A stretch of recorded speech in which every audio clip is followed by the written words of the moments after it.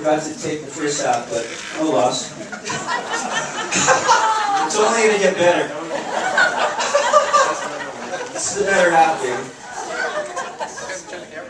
Alright, so there's a few more introductions here. I'm sure they're looking forward to that. We have Mark Ito here on trombone. He plays trumpet too, and French horn and all kinds of stuff. So we call him the franchise. We have Ikaika is a new member of our band. Oh, Robbie. Oh, you guys are related, huh? Yeah. Oh, good. All right. Good genes. Ikaika Urabe from, you go to Pro City. Yeah, so it's really great to have him on trumpet. And I mentioned Jay Kim before. He played the solo on Louie Louie. He's married to Jane, so we'll be good at that. No, it's good, it's good. And then we have Maika Nishimoto. And he's a criminal student going into the 8th grade, I believe. And his father is a Mitchell, who's also with the band. He's not here tonight, so... Okay, that's good. No, I'll make it down. Okay, here we go. Come Fly With Me is a 1957 song composed by Jimmy Van Heusen with lyrics by Sammy Cahn. It was written for Frank Sinatra and was the title track of his 1958 album. The song sets the tone for the rest of the album, describing adventures in exotic locales, Bombay, Peru, Acapulco Bay. It subsequently became part of Sinatra's concert repertoire that he sang at performances. 1957 saw continued growth of bigger, taller tail fins on new cars. You remember that, Paul? Tail fins? And more lights, bigger and more powerful engines. And the average car sold for $2,749. The Soviet Union launched the first space satellite, Sputnik 1. The movies were 12 Angry Men and The Bridge Over the River Kwai. TV aired Perry Mason and Maverick for the first time. Music continued with rock and roll with artists like Little Richard. Popular toys were the Slinkies and the Hula Hoops. The continued growth of the credit card was shown by the fact that 2/3 of all new cars were bought on credit. South Vietnam was being attacked by the Viet Cong guerrillas, and troops were sent to Arkansas to enforce anti-segregation laws. And, oh yeah, and there's one more important thing that happened in 1957. I was born. Oh, I didn't get much for that, huh?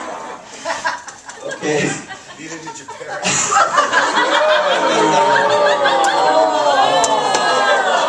Just low fruit.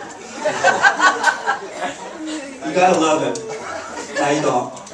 Anyway, here we go with Come Fly With Me.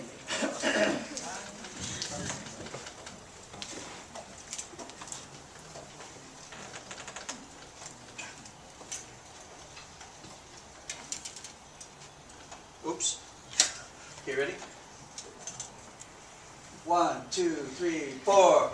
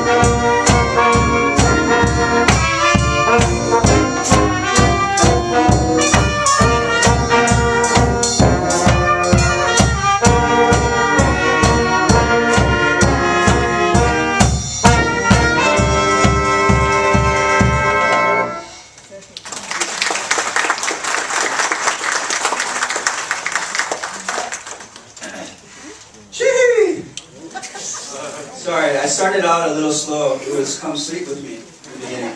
But we sped it up. We sped it up. It was my bad. My bad.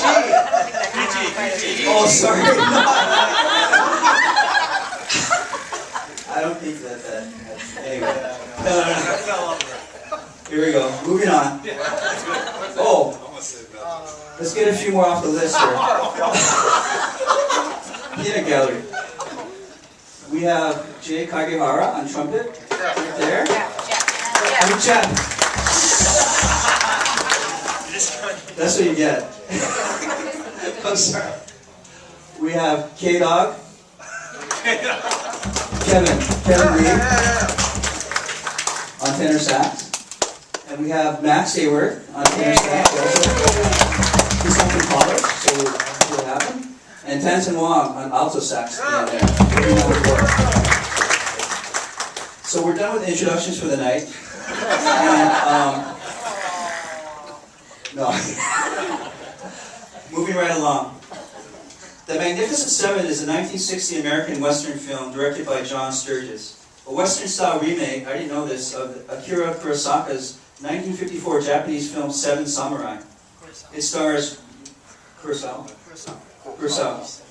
It stars Yul Brynner, Steve McQueen, Charles Bronson, James Coburn, Robert Vaughn, Brad Dexter, of course, Buchholz. Who's seen that movie? Yeah. Woo! It's about a group of 7 American gunmen hired to protect a small agricultural village in Mexico from a group of marauding native bandits. The film's musical score, the same name, was composed by Elmer Bernstein. Bernstein's score has frequently been quoted in the media and popular culture. Starting in 1963, it was used in the commercials for Marlboro cigarettes. Does that ring a bell? Yeah. Do you guys know the tune? Do you think? That's it. That's how it sounds when we play it too. In 1960, the Cold War continued to become colder as the two sides... You're okay? You're telling me something? The two sides distrusted each other more.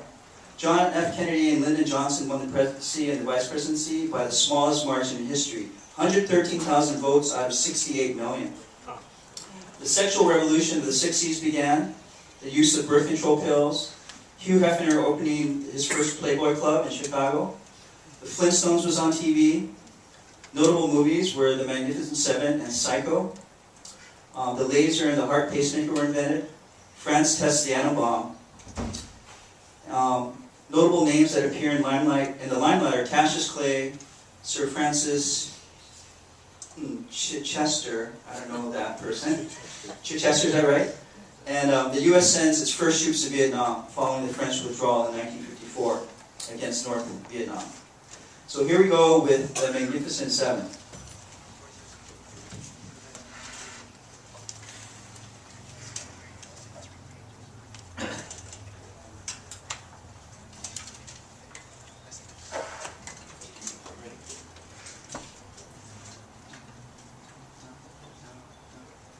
One, two, three, four.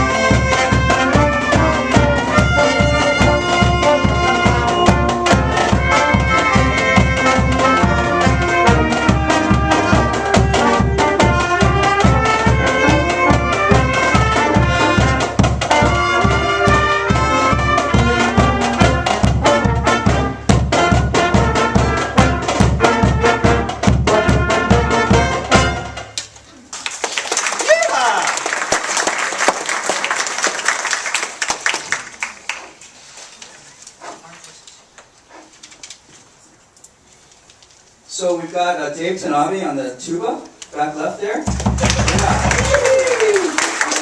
He played for the Cal marching band. We call him the Beast because, well, he's a beast. He arranges a lot of our music, and he used to be the drum major for Cal and for Puno. So he's got a... Thanks for being with us. Actually, everyone is good, so I don't want to just pick on Dave. We have Tanner Hayward there. He is going to the 8th grade as well, and will soon be an alumnus with us, but he snuck in through the cracks. We love having him on snare. And we have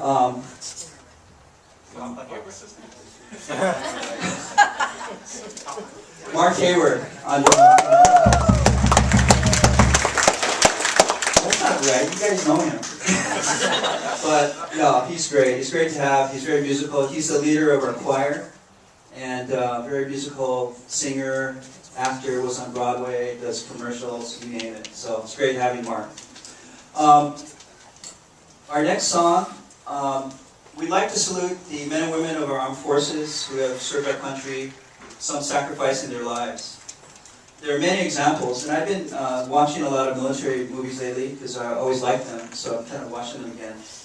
And one example that struck me was the Doolittle Raid. Are you familiar with that?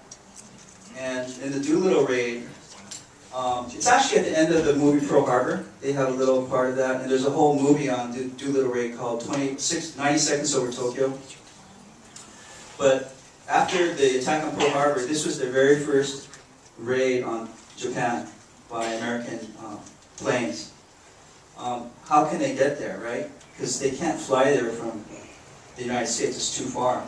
So they learned to take off from aircraft carriers, even though B-52 bombers were not intended to fly off aircraft carriers. So they had to lose weight, and they had to practice a lot, because if they didn't get up in time, you know, that would be a disaster.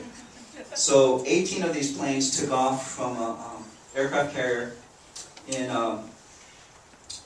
Western Pacific Ocean, 5 men per plane. Their plan was to bomb Tokyo, and they didn't have enough fuel to get back. So it was, you know, not suicidal, but it wasn't too hopeful for them. Their plan was to land in China and seek refuge there because they were an ally. So they went on their mission. They managed to drop their bombs, missing all their targets. But it didn't really matter because it was more a sense of morale and showing that, you know, we can fight back. Of the 18 planes, I think, let me see here, all but, let's see, 15 of the aircraft made it to China and 1 made it to the Soviet Union. All but 3 of the crew survived, but the aircraft were all lost. 8 crewmen were captured by the Japanese army. The B-52 that landed in the Soviet Union was confiscated and the crew was interned for a year. 13 entire crews returned to the United States or to the American forces. So that was the good news. Like I said, the raid caused negligible damage, only hitting non-military targets or missing completely, but it succeeded in its goal of helping the morale and casting some doubt on Japan's ability to protect itself. It actually caused Japan to withdraw its aircraft carrier force from the Indian Ocean to defend the homelands, and the raid contributed to Admiral Yamamoto's decision to attack Midway, which turned to be a decisive rout against the Japanese Navy. But this is just one example. There are many, I'm sure, that you know them. And as we play your song, if you served in the military, if you would like to stand and be recognized during that time, we welcome you to do so. So here's our Armed Forces medley.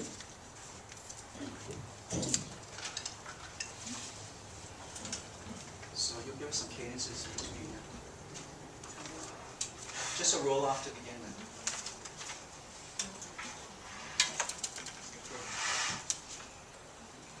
1, 2, ready, go.